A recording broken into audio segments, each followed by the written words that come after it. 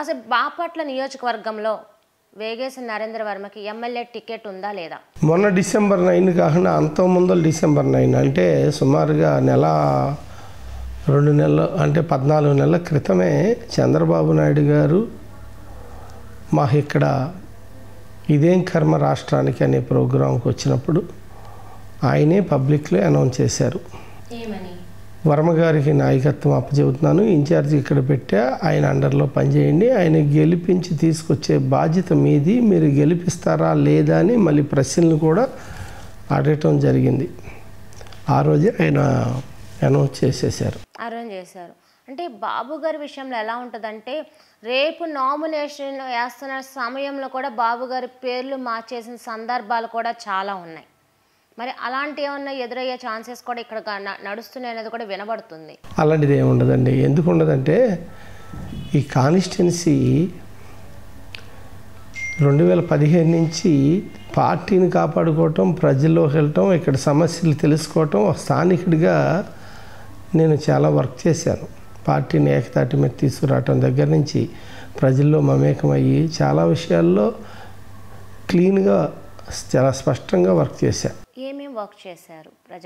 ప్రజలకి సమస్యల మీద ఎలా ఉన్నాయి, ఎక్కడ ఉన్నాయని గుర్తించడమే కాకుండా వాళ్ళ సమస్యల పరిష్కారానికి ప్రయత్నం చేయటం, తెలుగుదేశం పార్టీకి సంబంధించి 3 కార్యాలయాలు ఏర్పాటు చేయటం, ప్రతి మండలంలో 3 కార్యాలయాలు ఏర్పాటు చేయటం, అందరినీ టౌన్ పార్టీ ప్రెసిడెంట్లు, సెక్రటరీలు, అలాగే క్లస్టర్ ఇన్ఛార్జీలు, యూనిట్ ఇన్ఛార్జీలు, అనుబంధ సంఘాలు, జిల్లా వైడు ఇక్కడ ఎవరెవరిని ఎన్నుకోవాలి అనేది ఒక స్ట్రక్చర్ని, తెలుగుదేశం స్ట్రక్చర్ మొత్తం నేనే క్రియేట్ చేశాను.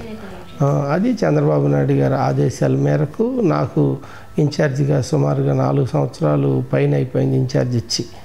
అప్పటి నుంచి చేయటమే కాకుండా అంతకుముందు పార్టీలోనే ఇన్ఛార్జి లేనప్పుడు కూడా నేను పార్టీలో ఒక కార్యకర్తగా పనిచేయటమే కాకుండా జనాల్లో మమేకమయ్యి ఇక్కడ స్థితిగతులన్నీ తెలుసుకుంటాం. టికెట్ బీఫాము వస్తుంది రాదు అనేది చంద్రబాబు నాయుడు గారు లేదంటే నరేంద్ర వర్మ కాదండి నిర్ణయించేది.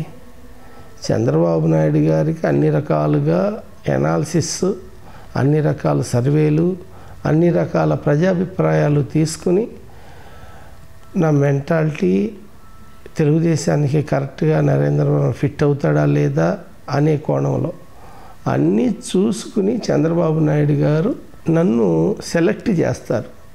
సెలెక్ట్ చేయటానికి ఎందుకంటే సెలెక్ట్ బీఫామ్ ఆయన సెలెక్ట్ చేసినా కూడా ఎలక్ట్ చేయాల్సింది ప్రజలు.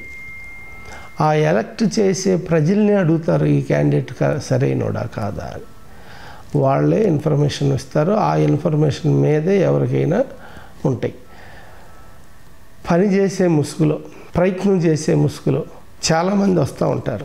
ఎవరు వచ్చినా ఎవరు రాకపోయినా తెలుగుదేశం పార్టీని ఇక్కడ కాపాడుకోవటం, గెలిపించే బాధ్యత నా మీద అన్నీ ఆలోచించి అప్పుడే పెట్టారు.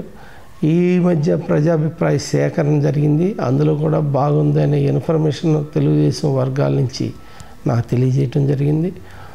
మొన్న వరదల నిమిత్తం బాపట్ల వచ్చినప్పుడు బాపట్ల పార్టీ ఆఫీస్లో బాబు గారు బస్సులో ఒక రాత్రి ఇక్కడ బస్సు వేయటం జరిగింది. మర్నాడు క్యాడర్తో ఆయనే మాట్లాడటం జరిగింది. అది జరిగి మొన్న డిసెంబర్ 9, 2 months క్రితం. పోయినసారి డిసెంబర్ 9 పబ్లిక్లో అదే బాపట్ల అనౌన్స్ చేశారు. మొన్న డిసెంబర్ 9 మరలా మీకు మంచి క్యాండిడేట్ని ఇచ్చేసా, మీరు గెలిపించుకు తీసుకురావాలి వర్మ నాయకత్వంలో మీరు అందరూ పనిచేయాలి, జాగ్రత్త, ఎవరు లోట్లు ఎవరు ఎట్లా పనిచేస్తున్నారు అనే దాని మీద ఒక రివ్యూని నిర్వహించారు.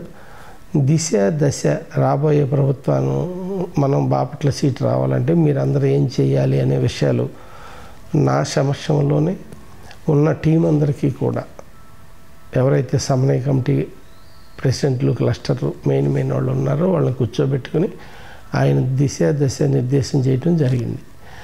ప్రజల్లో ప్రజాభిప్రాయ సేకరణ జరిగింది.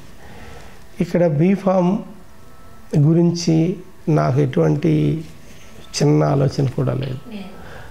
గెలుపు మీదే మనసు పెట్టా. ఇప్పుడు గెలుపు కాదు, మెజారిటీ మీద మనసు పెట్టి పనిచేస్తున్నా.